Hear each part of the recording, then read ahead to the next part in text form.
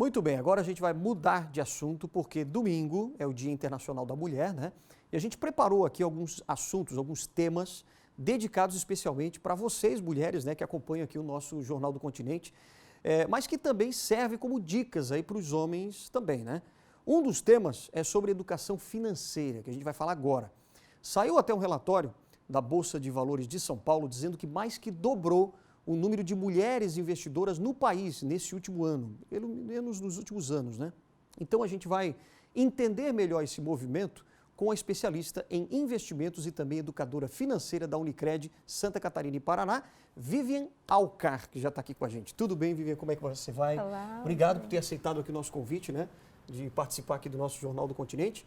Para a gente já prestar uma homenagem também às mulheres que agora estão começando a investir mais. É verdade, elas estão realmente abrindo as portas aí para justamente começarem a investir mais, a focar mais em investimento. Verdade. Boa noite, Alexandre. Boa noite a todos.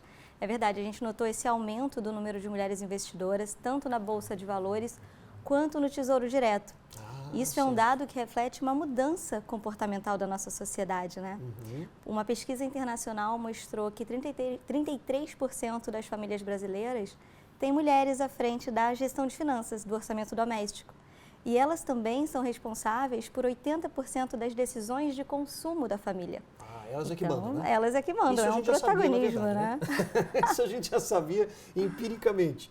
Agora, como você está falando, né, as mulheres estão entrando mais. O que começou a ficar determinante, culturalmente falando, né, para que as mulheres começassem a se voltar realmente para investimento? O que aconteceu?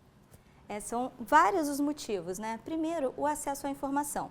Certo. Depois, a busca pelo conhecimento, o interesse em aprender mais.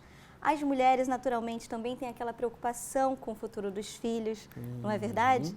Então, esse conjunto de fatores fez com que elas buscassem mais essa autonomia e essa independência financeira, para não serem dependentes de ninguém no seu futuro também. Agora, a gente estava até conversando antes, ainda é muito pequeno, apesar de ter dobrado, né, esse número de mulheres que começaram a investir, mas ainda é um número pequeno?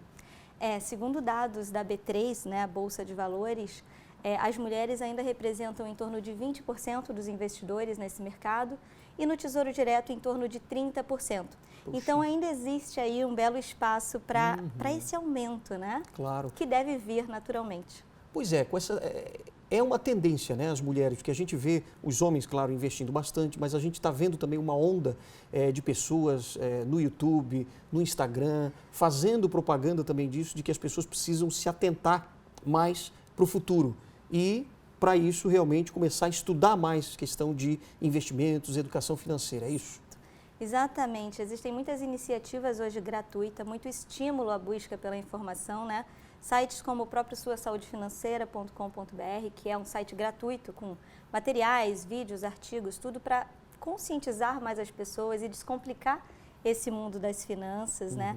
E é bem curioso porque, embora as mulheres elas ainda tenham um nível de renda em torno de 20% menor do que os homens, esse aumento das investidoras comprova que, para se ter uma boa gestão de finanças, para ser um investidor, não necessariamente está relacionado ao nível de renda, mas sim a comportamentos, a hábitos saudáveis. Entendi. Vamos falar alguns, por exemplo, para as mulheres que estão assistindo a gente agora e que não começaram a investir ainda, mas qual seria, por exemplo, o primeiro passo ou os primeiros passos? Bom, o primeiro passo é o autoconhecimento, né? Conhecer o seu orçamento doméstico, estabelecer a sua própria capacidade de poupança, e isso tem que ser algo como um compromisso. Poupar todos os meses deve vir antes de gastar, por exemplo. Então, o ideal é que a gente ganhe, a gente guarde e gaste após guardar. Quando isso vira um hábito, fica muito mais fácil. Agora, gastar depois de guardar, essa eu acho que é a parte mais difícil porque exige disciplina, não é verdade? Exatamente. São prioridades, né? E as prioridades, elas são estabelecidas a partir do momento que a gente conhece o nosso perfil, o nosso fluxo de caixa. São escolhas conscientes. Sim. Mas você acha que a cultura do brasileiro ainda está muito aquém daquela que a gente realmente gostaria que fosse na questão de poupar mais, de investir? Infelizmente, sim. A educação financeira, ela é muito pouco trabalhada ainda dentro das famílias, nas escolas, nas universidades. Então, o próprio MEC recentemente incluiu isso na pauta, na grade curricular.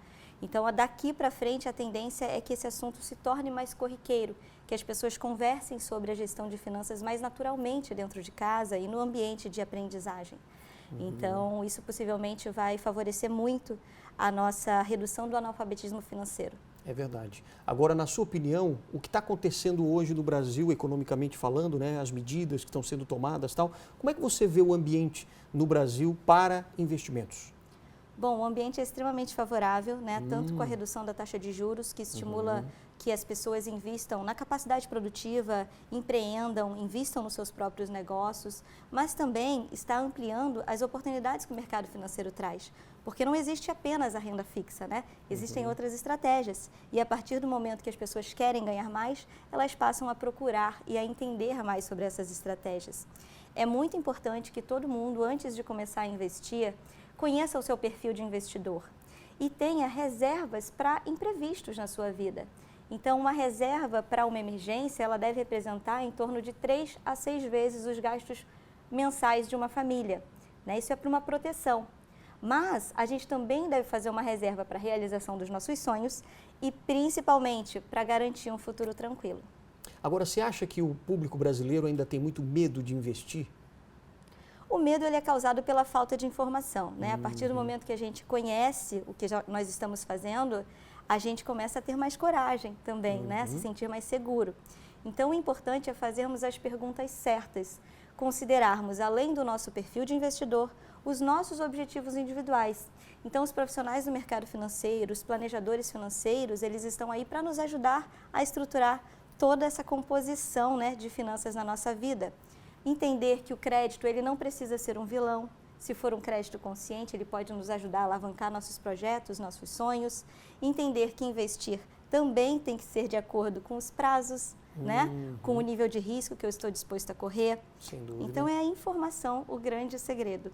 Por exemplo, agora, poupança é um bom investimento ou não é mais?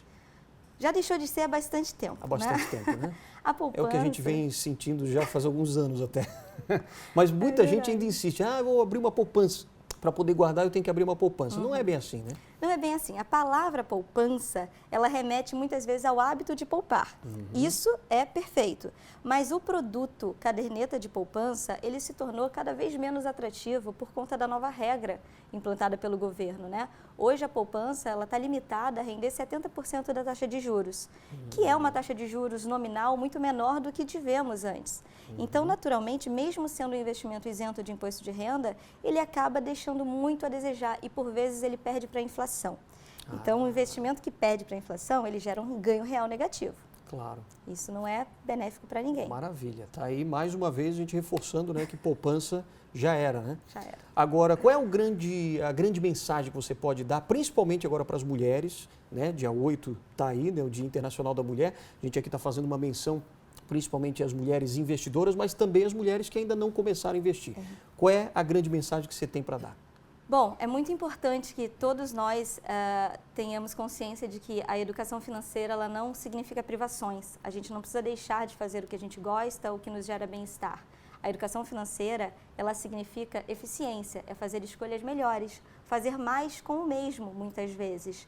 Então, a gente precisa sempre buscar criar hábitos saudáveis na nossa vida para conseguir poupar com sabedoria, pensando em imprevistos que podem acontecer no caminho, mas sem deixar de pensar no amanhã. E o quanto antes a gente começa a fazer isso, mais fácil fica. E tem um site muito bacana, gratuito também. suasaudefinanceira.com.br. suasaudefinanceira.com.br. Lá tem várias informações para a pessoa começar a entrar no mundo do investimento, né? O objetivo é descomplicar esse mundo das finanças. Então, tudo que está lá, inclusive para download, é para ajudar as pessoas a ter ferramentas e colocar em prática essa gestão de finanças. Maravilha. Olha, Vivian Alcar, muito obrigado pela sua participação aqui no nosso Jornal do Continente. Obrigada. Desejando aí sucesso e feliz Dia das Mulheres no domingo, né, dia 8 de março. Obrigado mesmo pela participação. Muito obrigada. Boa noite. Obrigadão.